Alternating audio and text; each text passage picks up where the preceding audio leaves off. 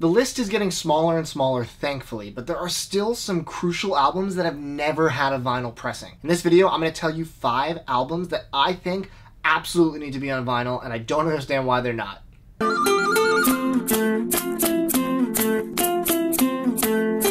In this video, I'm just going to highlight 5 records that you may be surprised to know are not on vinyl, and they definitely need to be. So I'm putting it out in the universe, as I do with these kind of videos, in the hopes that maybe some label will see it and be like, oh, it's a good idea.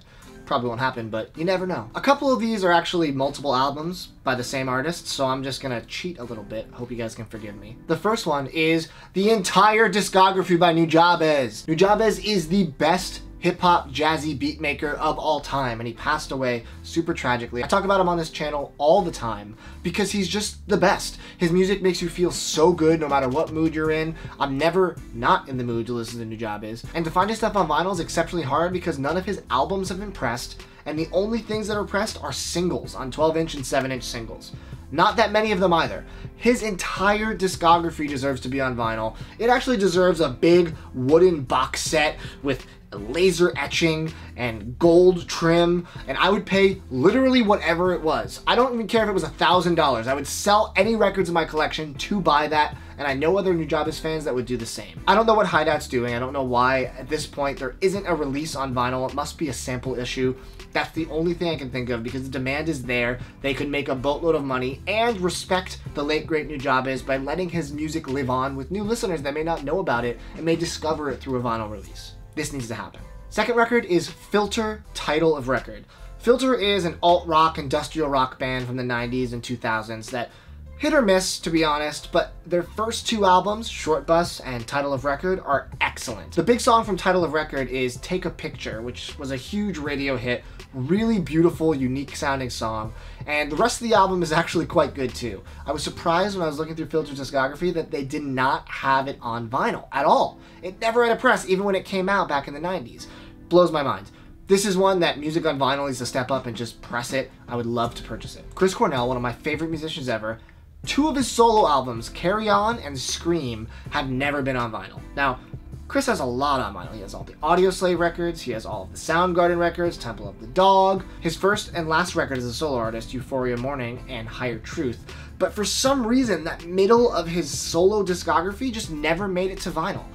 Maybe they're doing a Chris Cornell box set. I wouldn't be surprised. The fact that they haven't been pressed on vinyl is an absolute travesty. I look at the section of my records that has all my Chris stuff, and it's just missing those 2 albums, and they're just as good as everything else. I need more Chris on vinyl. I think that these are no-brainers, and they would sell like hotcakes. So, what are you doing, labels? Press me those Chris Cornell records. Here's a throwback for you PlayStation N64 fans. Tony Hawk's Pro Skater 1 and 2 soundtracks. I would love for them to do a double disc gatefold. One side of the gatefold is Tony Hawk 1 art, one side's Tony Hawk 2 art, and you have both soundtracks on either disc.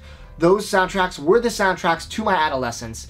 That's where I first learned about bands like Power Man 5000, Bad Religion, Rage Against the Machine, Anthrax, Public Enemy, Millencolin, Goldfinger. The list of bands goes on and on. They're super fun. They bring me right back to that era when I was sitting in my bed playing on my PlayStation on my TV that was about this big, trying to get high scores. It was the best time, and that music lives on, not just for nostalgia. We should both hum the first song that everybody thinks of when they think of Tony Hawk Pro Skater. 1, 2, 3. Here I am, going older all the time.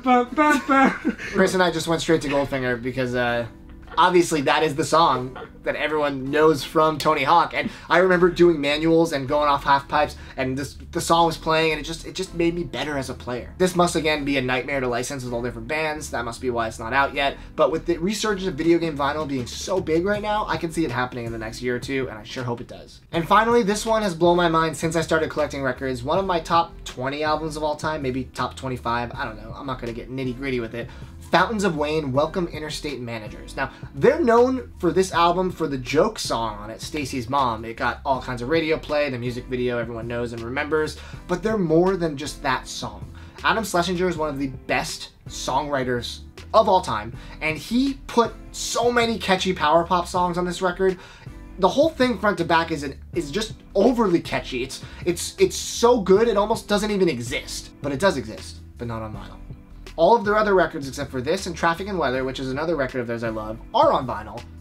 Why not this one? This was their biggest record by a landslide.